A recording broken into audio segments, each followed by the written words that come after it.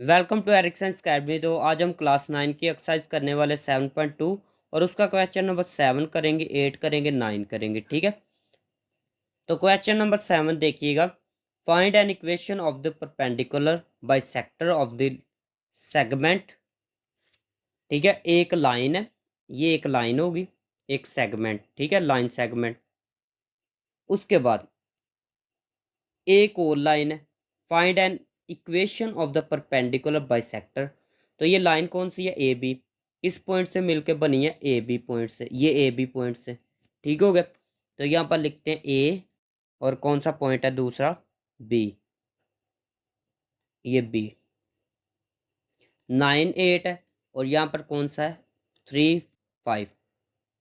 और ये एक बाइसेक्टर है, परपेंडिकुलर बाइसेक्टर, ये वाला। ठीक है, एक और लाइन है, मतलब क्या है? ये परपेंडिकुलर बाइसेक्टर से मुराद है एक और लाइन है। ठीक है, तो ये परपेंडिकुलर है। ठीक है, तो ये दरमियान से ऐसे कट कर रही है। क्या कर रही? कट। तो ये जहाँ से कट कर रही है उसको कैपिटल एम का नाम दे दे।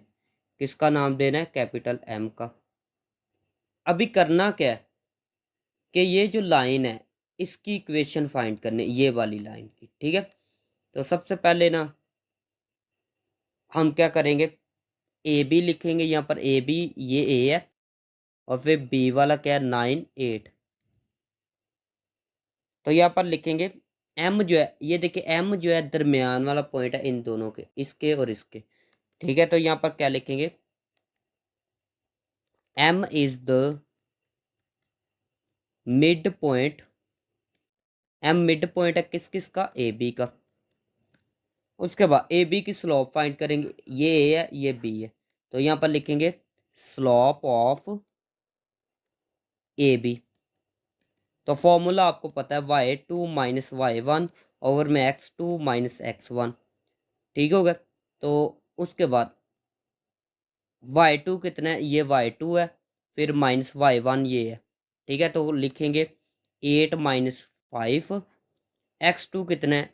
9 है, फिर माइनस x1 ये 3 है, तो यहाँ पर लिखेंगे 9 माइनस 3।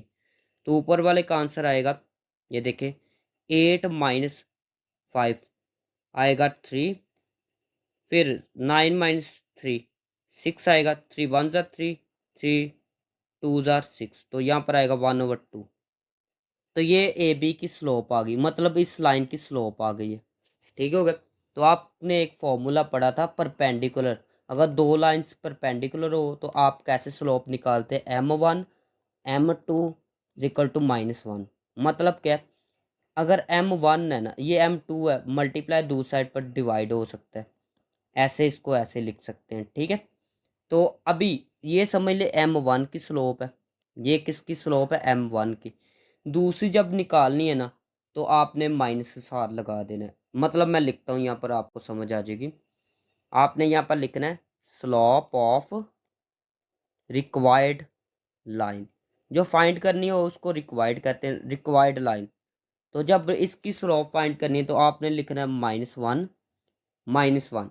ये -1 लिख लिया। उसके बाद m2, m2 मीन्स क्या है? जो फाइंड कर लिया उसको। ठीक है, तो उसकी जगह क्या लिखना है? 1/2। फिर आपको आइडिया दे देता हूँ। जब एक स्लोप दी गई हो एक लाइन की, ये एक लाइन की स्लोप दी गई है ना 1/2, फिर क्या करना है? आपने स्लोप ऑफ रिक्वायर्ड लाइन लिख लेना है। ठीक है, इक्वल टू -1 लिखा। ओवर के नीचे क्या लिखना है? जो स्लोप फाइंड की है ना उसको ओवर में लिख देना है। ठीक है, या दो जो दी गई हो उसको ओवर में लिख देना है। उसके बाद क्या करना है? माइनस वैसे ही, ये जो है 2 मल्टीप्लाई, जो नीचे वाला होता है वो ऊपर जाके मल्टीप्लाई हो जाता है। तो यहाँ पर लिखेंगे 2 मल्टीप्लाई 1। 2 को 1 से मल्टीप्लाई किया तो क्या आएगा? 2 आएगा। नीचे ये वाला 1 आएगा। फिर बता देता हूँ, ये जो 2 है उसको 1 से मल्टीप्लाई किया, 2 आ गया। नीचे ये 1 आ गया। ठीक है, तो नीचे तो आपको पता है 1 लिखते नहीं है, तो इसलिए मैं ये भी 1 रिमूव कर रहा हूँ। तो आंसर सिर्फ क्या आएगा? आंसर आएगा 2। मतलब ये आंसर सिर्फ 2 आएगा। ये वाला 1 ख़त्म हो गया। ठीक है, ये जो 2 है 1 से मल्टीप्लाई हो गए। ठीक हो गया। अभी आपने क्या करना है? आपने नाउ लिखना है मिड पॉइंट फाइंड करने, तो मिड पॉइंट फाइंड करने का फॉर्मूला क्या है, एम, मतलब मिड पॉइंट ये वाला मिड पॉइंट एम जो फाइंड करना है, ठीक है, क्या फाइंड करना है, ये वाला एम, ठीक हो गया। तो इनका पॉइंट कौन से इस्तेमाल होंगे, ए और बी पॉइंट इस्तेमाल होंगे, ठीक हो गया। तो आपने ये फॉर्मूला लगा देना, एम क्या होता है, x1 x2 ओवर में 2, फिर y1 y2 ओवर में 2, ठीक हो गया। तो ये मिड पॉइंट इस्तेमाल करेंगे फॉर्मूला। तो नेक्स्ट स्टेप मैं यहाँ पर लिख रहा हूँ एम, x1 कितना है, x1 देखते हैं, ये x1 3 हो गया, फिर x2 कितना है, 9 है, तो 3 + 9 लिखना है ओवर में 2, ये लिखेंगे 3 + 9 ओवर में 2, फिर कितना है y1 y2, तो ये देखते हैं, ये 5 है y1 और y2 कितना है, 8 है, 5 + 8 लिखना है, तो यहाँ पर लिखेंगे 5 + 8 ओवर में 2। नेक्स्ट स्टेप ये है m, ऊपर वालों को मल्टीप्लाई किया तो आएगा 12 ओवर में 2, फिर इन दोनों को मल्टीप्लाई किया 5 + 8 आएगा 13 ओवर में 2, ठीक है। तो 2 1 ज़ा 2, 2 6 ज़ा 12, तो यहाँ पर आएगा m 6 और आएगा फिर 13 ओवर 2, ठीक हो गया। तो ये आ गया मिड पॉइंट। अभी ये एक फॉर्मूला इस्तेमाल करेंगे, पॉइंट स्लॉप फॉर्मूला, ठीक है। तो जितने भी आगे क्वेश्चन है, आज की वीडियो के जितने भी क्वेश्चन है, तीनों क्वेश्चन में ये फॉर्मूला इस्तेमाल होगा। कौन सा है, y - y1 = m x - x1। अभी यहाँ पर ये वाला जो होगा ना, ये वाला जो फर्स्ट वाला है, ये होगा x1, ये होगा y1, ठीक हो गया। तो सबसे पहले लिखेंगे y - y1 है ना, तो ये होगा y1 13 ओवर में 2, फिर m कितना है, m की ये वैल्यू है, ये वाली जो रिक्वायर्ड लाइन है, इसकी जो स्लोप है वो m है, ठीक है। तो वो कितनी है, -2, तो यहाँ पर लिखना है -2, फिर x माइनस x1 जो है, x1 जो फर्स्ट वाली वैल्यू, ये x1 की कितनी है, 6 है, ये x1 की वैल्यू है, ये y1 की वैल्यू है, ये m की वैल्यू है, ठीक हो गया। ये यहाँ पर 1 लिख सकते हैं हम, ठीक है। 1 को मल्टीप्लाई 2 से किया 2 आ गया, फिर ये 2 को मल्टीप्लाई y से किया तो आएगा 2y, माइनस 1 को मल्टीप्लाई 13 से किया, ऊपर 13 लिखा है ना, तो आएगा 13 = -2 x - 6, उसके बाद 2y - 13, ये डिवाइड है, दूसरी साइड पर मल्टीप्लाई होगा, ठीक है। तो ये 2 को 2 से किया तो 4 आएगा, साथ में -x - 6, दोनों को मल्टीप्लाई करते हैं, 4 को मल्टीप्लाई x से किया तो 4x आएगा, साथ में ये माइनस जो है इनके साइन चेंज करेगा, तो ये हो जाएगा माइनस, ये हो जाएगा प्लस, 4 6 आर 24, उसके बाद इन दोनों को उठा के दूसरी साइड पर ले जाते हैं, तो ये आएगा माइनस का जो 4 है, ये प्लस का 4x बन जाएगा, फिर क्या, ये फिर y वाली आपको पता है लिखते हैं, तो ये y वाली कितनी है, प्लस का 2y, फिर आएगी ये -13, फिर ये प्लस है तो दूसरी साइड पर आएगा तो माइनस होगा, तो ये माइनस होगा = 0। फिर बता देता हूँ, ये प्लस हो गया, उसके बाद मैंने इन दोनों को लिख लिया, उसके बाद ये प्लस है दूसरी साइड पर माइनस होगा, ठीक है। प्लस है तो दूसरी साइड पर क्या होगा, माइनस होगा, 4x 2y, इन दोनों को कैलकुलेटर से सॉल्व करेंगे तो आएगा माइनस का 37 आएगा, -37 आएगा = 0। तो this is the required answer. यहाँ पर लिखा है find an equation of the line, एक equation of the line find करनी है थ्रू ये पॉइंट है, ठीक है। तो यहाँ पर एक इक्वेशन ऑफ द लाइन बना लेते हैं, ये एक लाइन बना ली, ठीक है। तो इसके अंदर ये पॉइंट कौन सा है, -4 -6 से ये पास कर रही है, उसके बाद परपेंडिकुलर टू अ लाइन, एक लाइन है उसके परपेंडिकुलर है, ये एक लाइन और है उसके ये परपेंडिकुलर है, हैविंग स्लॉप, और इसकी स्लॉप कितनी है, इस लाइन की स्लोप कितनी है, -3/2। ठीक हो गया। अभी हमने क्या फाइंड करना है, इस लाइन की इक्वेशन फाइंड करनी है। ठीक है, तो आपने यहाँ पर लिखना है solution slope of given line. Given line की स्लोप कितनी है, ये एक लाइन है, इसकी स्लोप कितनी है परपेंडिकुलर लाइन की, -3/2। ठीक है, तो आपको मैंने बताया था M1O इज इक्वल टू, या M1O M2O is equal to -1 होता है। ये दूसरी साइड पर ले जाए तो क्या होता है, डिवाइड होता है ऐसे। ठीक है, तो अगर एक की स्लोप दी गई हो तो दूसरी की ये फॉर्मूले से फाइंड करनी है। ठीक है, तो करना क्या है, आपने यहाँ पर लिखना है स्लोप ऑफ रिक्वायर्ड लाइन। जो फाइंड करनी हो तो उसको कहते हैं रिक्वायर्ड लाइन। करना क्या है, ये माइनस, ये वाला माइनस। ठीक है, ये फॉर्मूले का माइनस, उसके बाद इसके अंदर 1 ऊपर, नीचे क्या है, ये वाली लिखनी है। ऊपर क्या लिखने, 1, नीचे ये वाली -3/2। तो ये माइनस माइनस प्लस हो गया, माइनस माइनस प्लस। अभी ये 2 जो है ये ऊपर मल्टीप्लाई होगा, जो नीचे वाला ऊपर मल्टीप्लाई होता है। तो ये 2 मल्टीप्लाई 1 से होगा तो क्या आएगा, 2 आएगा। नीचे ये 3, नीचे क्या आएगा 3। देखिए माइनस माइनस प्लस, ये 2 1 से मल्टीप्लाई हुआ 2 आ गया। फिर नीचे क्या लिखा हुआ है 3 है, तो आप 3 लिख लें नीचे। ठीक है, तो यहाँ पर मैंने लिख लिया इक्वेशन ऑफ लाइन। आप ये लिखेंगे इक्वेशन ऑफ लाइन जो है ट्रू, पॉइंट ये दिया गया तो ये पॉइंट मैंने लिखा। फिर हैविंग स्लोप, इसकी स्लोप ये है। ठीक है, जो फाइंड करनी हो तो उसकी स्लोप लिखते हैं, 2/3 है। तो यहाँ पर एक फॉर्मूला इस्तेमाल होगा। तो मैंने आपको बताया तीनों जो है, तीनों में एक ही फॉर्मूला इस्तेमाल होगा, ये वाला। ठीक है, तो मैंने ये फॉर्मूला लिख लिया। फिर y माइनस, यहाँ पर x1 ये है, y1 ये है। ठीक है, तो y1 कितना है, ये -6, यहाँ पर -6 लिखें। m कितना है, ये m है, m कितना है 2/3।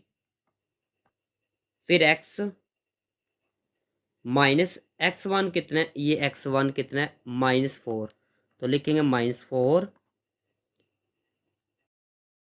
ठीक हो गया। उसके बाद ये 3 क्या है, डिवाइड है, तो दूसरी साइड पर मल्टीप्लाई होगा, तो यहाँ पर लिखेंगे 3 मल्टीप्लाई, मल्टीप्लाई को ब्रैकेट से भी लिखते हैं। फिर y माइनस माइनस प्लस 6।